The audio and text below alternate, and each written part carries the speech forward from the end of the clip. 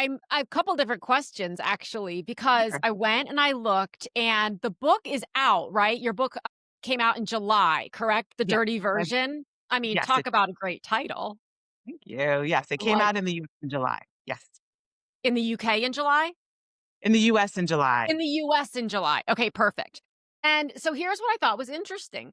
So after we exchanged emails and Neely turned me on to you and all these things, I went and I looked at it on Amazon and I saw that it was available within Kindle Unlimited. And I thought, wait, I don't understand because I was certain that you were with Harper Perennial, which you are. Okay. So I went and I looked to see if the ebook was available through, say, Barnes and Noble, like through a Nook, and it was. So I think I've learned something through this, Turner. I think I've learned that if you're a traditionally published author, it's possible. And if anyone knows this, please message me and let me know that you actually can be like wide and KDP Select too, maybe for a period of time. Do you know anything about that? I don't. So I would love to say something intelligent and shed some light on that. I would really love to. I don't. And in fact, I did Okay. not know that the book was available on Kindle Unlimited It until, sure is. yeah, I didn't know that. And I saw it when a book blogger had posted about it. And then I looked, and Well it's something that maybe I should ask my publishing team about, but I haven't. well, if So you do and you find out, could you let me know? Because first of all, we're both trying to be coherent because it's 8 a.m. where you are you in Singapore? Is that what you I'm in mentioned? Singapore. I'm in Singapore. Singapore. And I'm in Phoenix where it's 5 p.m. and I have long made it clear that I function with my words best between 11 and Yes. 3:30. Yes. So if we're on either side of 11 a.m. or 3:30 p.m., like, it's Yeah. at your own risk is really Yeah. All bets are off. All bets are so off. I'm really impressed that at 8 a.m. you seem really quite with it. Well, thank you very much. I've had some coffee, but I'm used to working with the time difference. So That's actually, like true. this is like very manageable for me. I've been up earlier for calls, so no, I And I'm loving the if people are watching this on YouTube, the illustrations behind you. I Is there love a these. significance to those?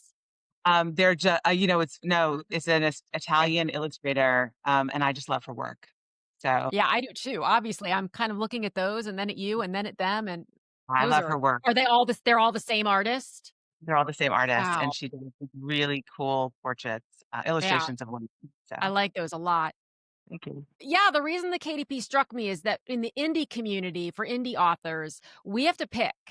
We have to pick Right. between going KDP Select or going wide, and so that's sometimes a difficult decision for authors to make, and it's a whole Yeah. conversation in and of itself, but I suddenly thought, "Wow, I wonder if this is different for traditionally published authors."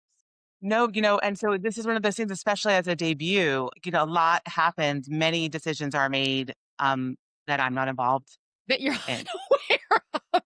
I, and I'm aware of, apparently. Yeah, So tell me, okay, your author name is Turner. it is. Your would we say your legal name or your given name is Tracy?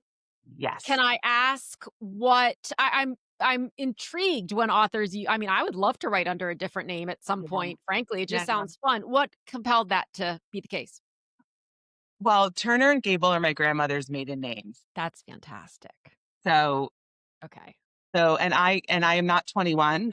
I'm a bit older than that. And so a lot about this book, I just thought if I'm only, and I hope to do this many, many, many times. Uh-huh. But I've done lots of things in my career before this. And this is my debut novel. And, everything about the content was meaningful to me, and including the author name. And so those are my grandmother's maiden names. My surname are my daughter's and my son's name. And I just thought that would be pretty cool. Oh, see, I love that. Like, significance is Mhm. and now you've actually given me another question, which I didn't have originally, which was, so what are you saying the interior, like the story itself was significant to you as well? I mean, all of it, all of it. Yeah. It's a culmination of, a lot of work. So I've Okay. like done other creative things in my life, but this was like beyond a dream. It was really the type of thing I never thought. Every step of the way, I thought, oh, that'll never happen. That'll never happen. That'll never happen, and it did. So I hope that it happens more. But if it only ever happens once, you know, Well, if it happens once, it can happen again, right? yeah, But where did this come from? Where did the idea for the book and the dream for to do it, where did that all come from? Um, well, I've been writing for a really long time, and I was writing literary fiction before this, and I Mm, wasn't able to get an agent for it. I wasn't able to sell it. And all of those other manuscripts, I think, were super instructive. I get it. It's all part of the journey. They're each one was an MFA.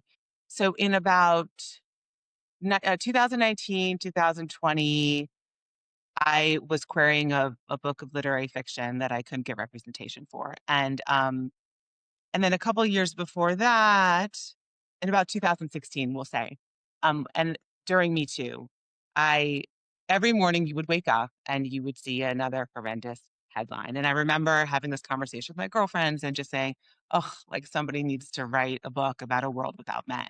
I mean, I have the text because on my chat, but dystopian novels are not things that I had I felt were in my wheelhouse. Anyway, I kept the idea in the back of my head. And I think like a month or two later, The Power by Naomi Alderman came out, which mm, is a book about girls getting the power to shoot lightning from their fingertips, and it like overturns the world order. So okay. those things were, and so it's this idea that like if women are no longer physically vulnerable, what happens in society? So anyway, those ideas were in my head, and Mhm, the same time, the adaptation of Normal People came out and Bridgerton and there were all these articles in the papers that I was reading anyway about intimacy coordinators. And that also seemed like it was a very post Me Too, it was a reaction to Me Too that all of a sudden seemed like a very feminist thing. So in 2021, when had shelved the things I was working on, and I sat down with a very clear plan, like I want to write a commercial contemporary romance. I love romance. I read a lot of romance. I read widely, but I love romance, and I love this. I love the container of a romance novel, the story arc, and mhm. so it all kind of came together in this. Like and I also like fetishize academia. I have like Okay, things pull out quotes, "I fetishized academia." I do. I do. It's the life I never had as a professor. Like I could, so I've now Right. like, I'm into like, "What something do that I fetishize?" That's interesting. Okay, academia. continue. So it all sort of came together. Um, I got to talk about the dystopian novel without having to write it. I got to talk about all these, things that I talked about with my girlfriends that were, in the water and the culture. So it all sort of came together in this book. Okay. And then when you sat down to do it, how long are we talking? To I sat first down. let's talk about, like, first draft. Are you a rusher? Like, do you get right there or I write with a coach, or I came to writing with a coach. Okay, So previous manuscripts, I had found a coach for the manuscript before this. okay, Um, I love and I really clicked with. And so when I told her I wanted to work on this project, she put me through like her boot camp, yeah, which I was so helpful. And I'll never write without this process again. So she made me do like the full outline, all the character backs, everything really so that I would know exactly what I was doing. So I sat down with a very clear blueprint. I didn't start writing until that was really vetted. So it took me 18 months. Well, it took me, I started writing in September of 2021. And I started querying it in December too. okay, okay. So it was about 3 drafts, but I really felt like I had a plan this time, which I hadn't had in the past. So, So previously, you were more of a pantser? it was more of a pantser.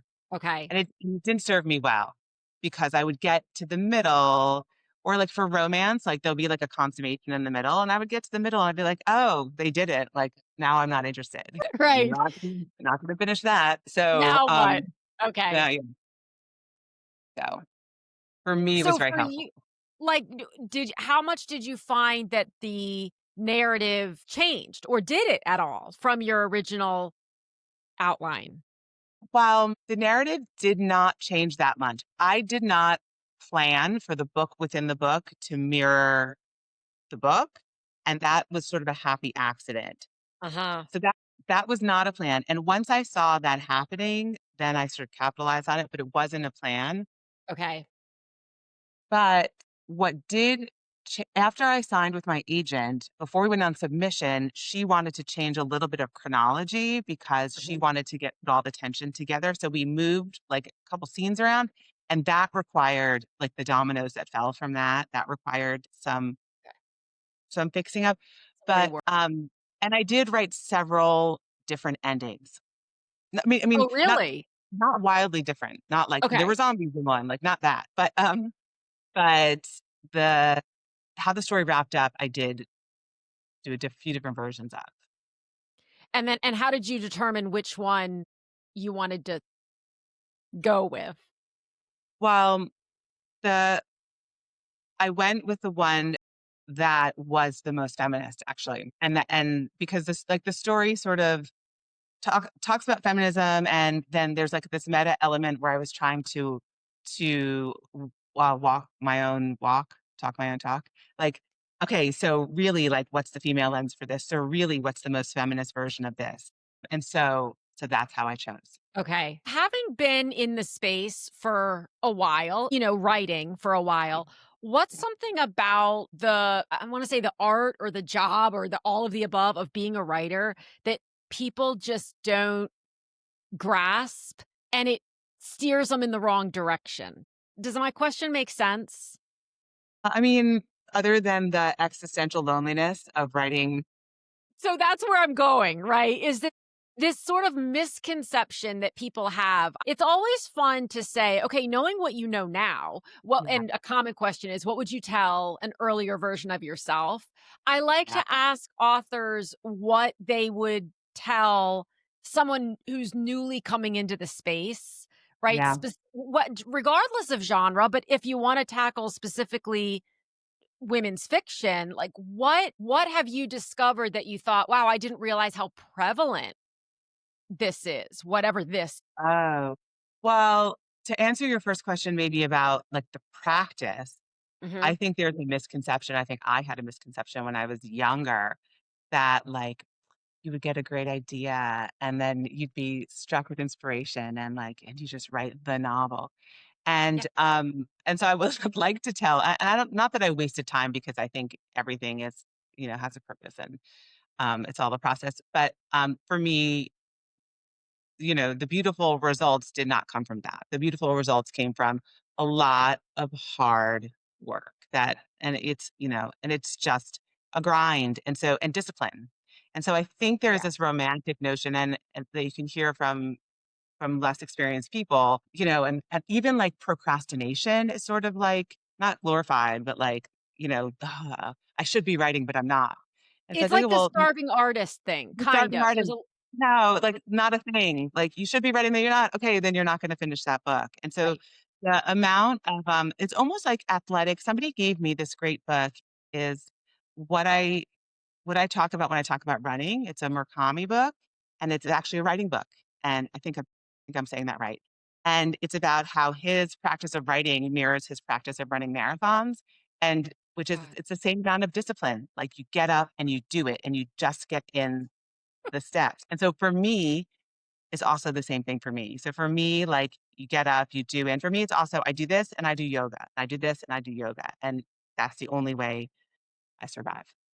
Well, and that's the only way I survive. I love that. And also there's your fetishizing of academia that plays into your life Yeah. as well, right? There's Yeah. survival there. And the whole thing about sort of poking fun, it's not poking fun, but it's relating to other writers about how hard it can feel some days to get your ass in the chair. Yeah. Yesterday, I went to the gym, which anyone who knows me is like, "You did? Was your house on fire? Like, why would you go to the gym?" And I took this picture of, like, I was on this treadmill. My sister had sent me this 20-minute, it was supposed to be this super simple 20-minute treadmill workout that in your 50s can help your cardiovascular. So I was like, "How?" Okay, 20 minutes. It was awful. Turner, it Yeah. was awful. I thought I almost died like 4 times, but I posted on my stories something to the effect of, like, "These are the lengths I will go to procrastinate writing." Um, And it's true, and it's also, to your point, I know also if I focus more on why I'm not writing, I won't write. and if I Yeah. don't write, it will never get finished. It Yes. will Yeah. simply never get finished, and Yeah. we can't think our way to a finished book, Yes, right? absolutely. And I would say even I don't know if this answers the second part of your question before, but now that I have a book out and I'm working on another I've been working on other books the whole time, I can't it is not helpful to me to take in reaction to my current book while I'm writing another book because I think that is the more that's in your head, I think it is Mhm. the will murder creativity for me.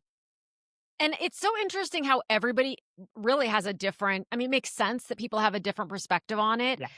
Yeah. Sometimes I talk to people who say, I love to read reviews, they inform my writing process. Other people right, I know, your face, that's kinda how I feel, right? I'm terrified when I go to look at my reviews. Other people say, I never ever read a review. There's a whole thing, and I don't Right. think any of that is right or wrong. It's just Right. discovering sometimes we Over discover what works for us by discovering what doesn't work for us. yes. So, what about those previous novels that you wrote that didn't get picked up? Are they have you relinquished them to the proverbial drawer? How do you feel about that? No, I do think that, it's funny, you end up kind of always writing I end up kind of always writing about the same thing, just in different ways. So I think that those ideas live, and I think those books really served me in terms of learning about storytelling, um, and characters, but there are some themes for sure um, Yeah. that will come through. Absolutely. Yeah. Through all of them. Well, I mean, specifically, like I used to do first person storytelling like The Moth. Yeah, sure. So the book I'm working on now is set in that world, and I had been trying to write about it before, and I just kind of wasn't able to, and so it's it's the same character, that same person, different version of it, you know. Okay. So I have Okay. picked up the thread. So are you someone who enjoys challenging yourself with something new with each book? So maybe you say Yes, with a thread, but something new, a different POV or a different something something? yes, and also absolutely, and I think in order to stay creative, but also um, a book, while the traditional published book lives with you for a long time because you're writing it and then you're getting an agent and then it's on submission and then it's Yeah. 18 months after it was purchased that it actually comes out and then it comes out in if you're lucky enough for it to come out in other countries like the German version of the dirty version will the German edition will come out in the spring, so just kind of and it just came out in Australia, so it goes on and on and on, and Mhm. you're ready, you love it and you're so grateful, but you're also ready to move on um to other things. Yeah, To something I else. want something different. Yes. And Yeah. so with in mind keeping in mind how you look at reviews or don't look at reviews in this case, right, when you're working on your next thing, what's your process now for when you as you're working on the next one? I guess the way I want to phrase this is a lot of people think once I've written a book, this will all get easier because Mhm. I will have one under my belt. And I think there are probably some aspects of it that do, or at Yes. least that feel more normal. I Yes. think that something that people don't anticipate or expect is a potential feeling that, oh God, now I'm being compared to that book. Yes. So I was speaking with someone recently who said, I feel bad when an author's debut has this like rabid success Yeah. because it's almost sets you up for some What sort of a challenge. right. How do you go about compartmentalizing? That, well, it's funny, I think having done it once, in this case for me, is very freeing because once your book is out in the world, um, it gets all different types of reactions. It gets some great reactions, it gets some angry reactions, and If you and I'm not saying that I have made peace with that, and I'm not saying that that my feelings about it are I have closure around, how I feel about it, but, it's freeing because it's like, well, some people are gonna like it and some people aren't, Yeah. and so moving on, I think it allows you to do, well, now, I mean, what does it matter? Like, I can do whatever crazy thing I wanna do and see where it ends up because you truly cannot anticipate the reception to your novel, to your work. It's you Truly. just cannot. The thing that you I think is mean, gonna happen is not the thing that happens. right. And I think, as I've often said, people's reaction to a book is many times not about the book at all. Yes, It's exactly. something else that's coming into play, and we have to it's so helpful, we don't have to, but it's so helpful to be able to kind of disassociate someone's opinion about the book with the value or worth of the book, Yes, because sometimes absolutely. they're just not related. Exactly. So so I teach indie authors. I mean, I have not been traditionally published, so I don't consider it my business at all to teach on that. I teach people how to self-publish or hybrid somehow Um, indie publish. right. That said, a lot of my guests here on the podcast are traditionally published, which I love because I'm agnostic. Yeah. There's a pro and a con to everything. And I think one of my biggest goals is just getting a variety of information out there so people can make their own decisions and hear from all different things. What for you has been like, what about the traditional publishing experience do you feel like I would not trade this? What about the traditional publishing experience would I Or not is trade? there anything? I ju Well, first of all, I did really love, I love the editor that I worked on this book with, and I'm Mhm. so grateful for, and so both my agent and my editor gave really thoughtful feedback, and they weren't huge changes, but their input made the book stronger, tighter, and I'm very grateful for that. So the amazing people that I've met at HarperCollins and that made Yeah, the book better, I wouldn't trade that for the world. That's so valuable. And I don't know the amazing fellow authors uh, that the platform has yeah. allowed me to meet. So like Like, Neeli Chibadi Neely, Alexander, hello. and I think is an amazing human. She And is. we never would have been connected if we didn't have the same publisher. So Right. I'm sure you can find community regardless of how you publish. But I feel very grateful for that. So, and I think Yeah. that, and the other thing is for me, well, this is funny because it was a misconception. I thought, well, the thing I really want to concentrate on is the writing. So I want to do the writing. And I thought I could never indie publish because I could not do all the other work that's associated with that. What I did not realize is that even if you traditionally publish, you're still doing all the work. I'm like, Thank you so much. that is a I didn't hilarious even have to lead information. you into that. Yeah. Yeah, yeah. So for you, right, what did that encompass? And this, to be clear, my dear listeners, this is not about throwing traditional publishing under the bus at No, all. not at all. Right? Because that's not what we do here. It's Yeah, just for people who think it happens all the time when really truly all the time. People will say, "Well, Elizabeth, I want to traditionally publish." And I'll say, "Okay, that's awesome. Tell me why." And they'll say, "Because I just want to sit in my office and write. I don't want to do the marketing. I don't wanna they're gonna sell my book for me." And I say, "Look, let's have a little conversation. Let's take mhm, a journey and have a talk. And then if you don't believe me, you can listen to all these episodes where authors are gonna echo this, and then you can make the decision." What yeah, were the things that you so it's not the traditional publishing world's fault. It's not we don't have to put blame on anybody. It's just that the expectations aren't necessarily properly set and the right, process isn't properly understood before many right. authors embark upon it. What specifically did you have to have your hands more in that you thought, I didn't think I was going to have my hands so deep in this?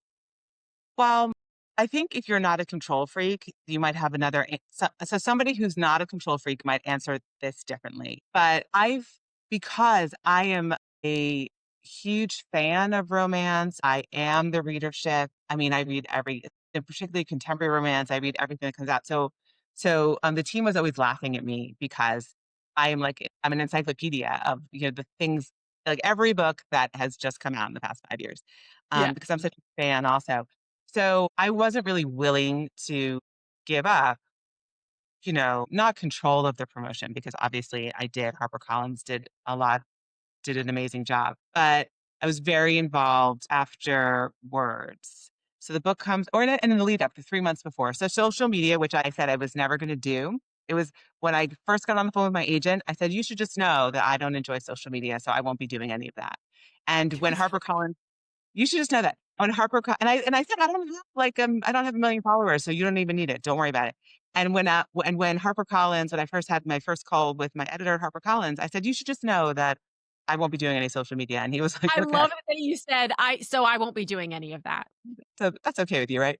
So that's not the way that's panned out. And so the requirements of me on social media, I didn't expect that. And it's Okay. massive and it's huge. And there's some great parts to that. Like I've actually like struck up I've heard you say that you've built like really great relationships with people that you've never met in person via social media, right?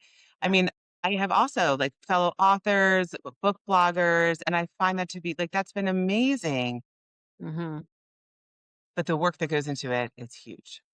So So when you say the expectations were really, like, huge when it comes to social media, can you, without needing to pull out your contract or anything that you shouldn't do, are we talking, like, the number of posts per week that you were expected to do, or yeah. were you expected what felt huge about it? Well, the the Beyond just the amount fact that you didn't want to do it. I didn't want to do it. The amount of well, like the amount of assets that you need to generate for social media posts, the amount of time that it takes to um respond to messages, to respond to Mm, comments, to do all that work. Um, And that's just for Instagram, right? Like if you're on other platforms and then so that was a lot. And the other thing that I spent a lot of time doing that I quite enjoyed, so I won't complain, are like some essay pitches for marketing for the book. And so I really enjoyed that. And also like some special things for different bookstores for book clubs and things like that, which I also really enjoyed. I just didn't anticipate that I was going to have to do it. okay, okay. I didn't know that I was gonna have to do it. So it becomes a whole other job, and if it's not the thing that you feel that you're good at, like, if it's not one of your core competencies, there's a big learning curve also in the beginning, and it's just very time consuming. And I think that and I don't know, and it could just be, like, I'm not of the generation where it's just it's Natural. natural? Yeah, so Yeah, I'm not, so it requires time and effort, yeah. and I won't lie, I also feel like it steals a little bit of my soul every time, so it's like, it's both things, and and you walk away from it and you're like, "Is this even real?" Because and the only reason that I say that, and I don't know if this is controversial, but I read a lot, and I don't get my book recommendations from online platforms at all. That part of it is so interesting to me to follow the trajectory of the book talk, and I'm not on TikTok for platforms, right? I'm almost exclusively on Instagram. I have an account on TikTok, but I'm never ever there. So I can't even speak to the book talk thing over there. I Mm, get my book recommendations sometimes from Instagram, but it's not from bookstagrammers for me, and many people do, obviously, that's why they do mm, so well. It's because I'll ask through my right, and at the end of this podcast, my last question to everyone is always, "What are you reading?" That is how I get mm. so get ready. I mean, Yeah, we're gonna need ready. all 5 years worth, but, And then I all 1,000 volumes of things. But it's social media to me, and I'm only on, again, primarily Instagram, and I've been on for a long I don't wanna say how long I've been on. I've been on for a long time. So I feel comfortable. I don't feel like I'm an expert at it at all, but I feel comfortable there, and it still feels like a lot. If I have something launching or one of my authors I work with has a book launching and I'm supporting, it feels right. like a lot. I cannot even imagine not having been a person who was active on social media and then all of a sudden Yeah, having to learn all those things simultaneously. yeah, yeah, yeah, It's like, why don't you just tell me to take off all my clothes and go stand in the middle of Times Square? yeah. And yes, it's a lot, and I have teenagers, and people would say, "Well, just give it to your kids to do." Again, also not like, that sounds simple, but You can't really do that. You know what? I actually, at one point, maybe a year and a half or so ago, it might have even been longer than that. It might have been during COVID or something. I don't know. I just wanted to unload some of the social media stuff. And I Yeah. have kids who now range in age from 17 to 26, but at the time, they were certainly in the age and stage where they could navigate this stuff super quickly. Not only would they not do it for me, but they said, "You don't want us to do it." Like, it will be you will either appear as though you are 50 and trying to, or in your late 40s at that point, and trying to appear like you're 19. Like, we don't know how to talk like you, mom. It's Right. right. So it's tough. I mean, social media is meant to be social. So it's yeah, yeah. Yeah. That's all It I was a got lot. on that. Yeah. I'm with you. Yeah. It's a lot. Okay, so what are you reading right now? Or what have you read recently that you just were like, "This I wish I could read this again," or "I want to read this again?" Do you know what? I just finished this book like a day or two ago called Seduction Theory by Emily Adrian. It's not her Oh. first book. She's written a bunch of books. It's called Seduction Theory. Is it And I fiction? really it's fiction. Yeah. Yeah. Uh so I said I fetishize academia. It's a campus novel. It's an Okay. but I really loved it. And before that I read another literary romance called Ordinary Love. That's Marie Vertowski, which I also really loved. That sounds familiar. Yeah, Mhm. I highly Okay. recommend those. And before that, I just finished a friend gave me David Nichols' You Are Here, which the paperback came out in the last year, which Okay. is it's so good, so good. The same writer who wrote One Day, so a Oh, variety. that's why okay, that's why I recognize that name. Okay, because I haven't and it's I don't wanna say it's embarrassing because it's not, because there's so many books out there. It is Yeah, so rare, Turner, that someone says a title of a book and I nobody really knows. recognize but I love it, Yeah, because yeah, then I just yeah, find out I mean, that's how I found out about Taylor Jenkins Reid. yeah. Oh, by from a suggestion of another author, yeah. Yes, from, I think the suggestion I think the suggestion was Daisy Jones and the Six, but Okay. then everyone was talking about Seven Husbands of Evelyn Hugo, so that's the one I picked up, and then it was like, I've gotta read everything. Well, I read Atmosphere over the summer, which I thought was You great. did? I have not read that yet. Oh, I thought it was great. Really? It's come widely It's the first book of hers that I have read. Watched Daisy Jones. Really? Yeah, I watched Daisy Jones. Okay. I really enjoyed Atmosphere. I heard it was rumored to be her best, which is completely subjective. It was just they were saying it was gonna be, the number 1 book of the year, basically. So, I like watching and tell me how you feel about this. I enjoy reading so Neely is a great example. I met Yeah. Neely right when Love Buzz was coming out. Um, So, I yeah, read Love Buzz, I loved it. Then In a Not So Perfect World comes out, I read it, I love it, and it's right. you can see I'm not gonna use the word better at all, but you can see the progression of an Mm, author's craft, and then courtroom drama comes out, and it's just you can s I love that, and so that's kind of what I wanna do with Taylor Jenkins Reid is go back and see the smart. I've heard that the Progressive. progression is evident. So I can't speak to that, but I did that with Gabrielle Zevin. So I had never read any of her books, and then I read Tomorrow and Tomorrow and Tomorrow, Oh, okay. like the rest of the universe. And Mhm. then I went back and read through her catalog, her backlist, which she has like 9 other books, and she's amazing. And in fact, I love and they're all so different, but last year we did, her f not her fir maybe her 1st or 2nd book is a book called Elsewhere, which is I think it Mm. was like maybe a YA book, but it's amazing for all ages, so we read it as a family book club. Oh my gosh. Grandparents, so like 3 generations. It was like 11 to 83, and it's a fantastic book. So she's like preternaturally gifted because that was her 2nd book, and then you have something like Tomorrow, Tomorrow, Tomorrow. But I do really love that. And going back to Neely, now I can't wait to see what she does next because she's like kind of I switching genres and yeah.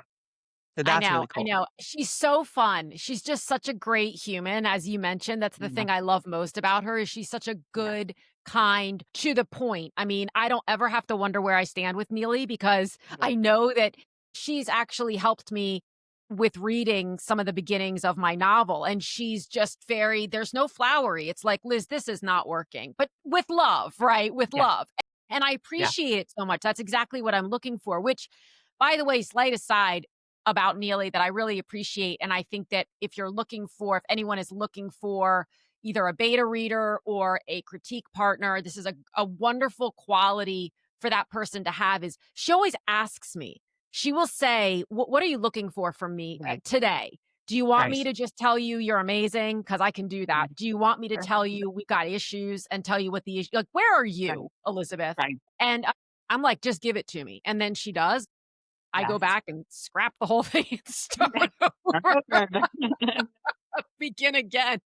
Well, what's another thing that, tomorrow, I've of course heard of it. I haven't read it.